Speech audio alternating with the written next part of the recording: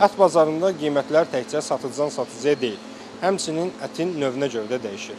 Hazırda bazarda inək, dana, camış və qoyun əti müxtəlif qiymətlərə təklif olunur. Fərqli ətlər, fərqli qiymətlər. Bu müxtəlifliyin səbəbini araşdırmaq üçün yolumuzu paytaxt bazarlarından birinə saldıq. Satıcılar deyirlər ki, hazırda mal ətinin satışı əsasən 12-13 manatdan başlayır. Yaşı az olan, həmçinin dişi heyvanların əti isə bahadır. Belə ki, heyvanın cinsi, yaşı, hətta bəzən yetişdirilmə şəraiti də ət qiymətlərinə təsir edir. Qiymətlər dəyişir 13-12.50 mal ətlərdir, düy ətlər deyək də, dişi malın cavan variantlarıdır.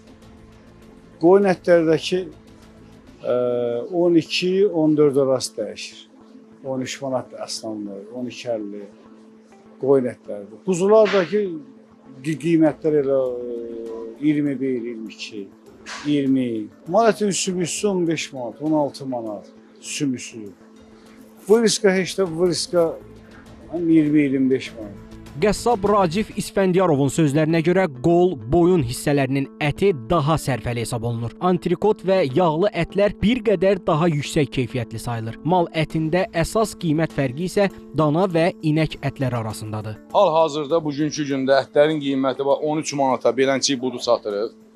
13 manata belə maçasız qolu satırıq. Sonra boyunlardır, bellər bunlar 12 manatdır. Antrikot 13.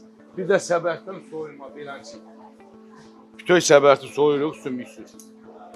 Qabırğanın üzündən soyulma belə yağlı. Bu formalada 14-dür, bunu da veririk 13 manat 50 köpəyə. Təmiz tikə. İnək ətini məsəl üçün bugünkü gündə bazarda satılır 12 manat, 13 manat, dana əti 18 manat. Keyfiyyət az fərq eləyir, amma bişməyində bir yarım saat, 20 dəqiqə fərq eləyir. Bel hissələrdir, qoç ətinin bel hissələrdir, 13-14 manat civarındadır. Belə sümük ətimiz var. Məsəl üçün, bunu verir 13 manata, sümüksüz ətdir.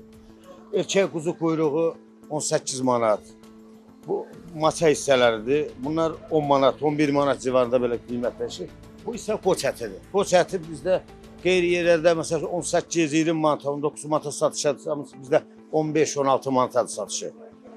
Bunu da bizim öz yerli məhsulumuzdur. Bizim qeyri bir ölkədən gələn ət məhsulunu burada satışa buraxılmır və satışa da verilmir. Qeyd edək ki, ət bazarlarında satılan məhsulların böyük əksəriyyəti yerli təsərrüfatlara məxsusdur. Kəsim üçün heyvanlar daha çox Bərdə, Beyləqan, Daşkəsən, İmişli və Ağcabəddən gətirilir. Turqan Əliyev, Sadiq Kərimov, Namiq Hüseyev, Xəbər Ertəsi.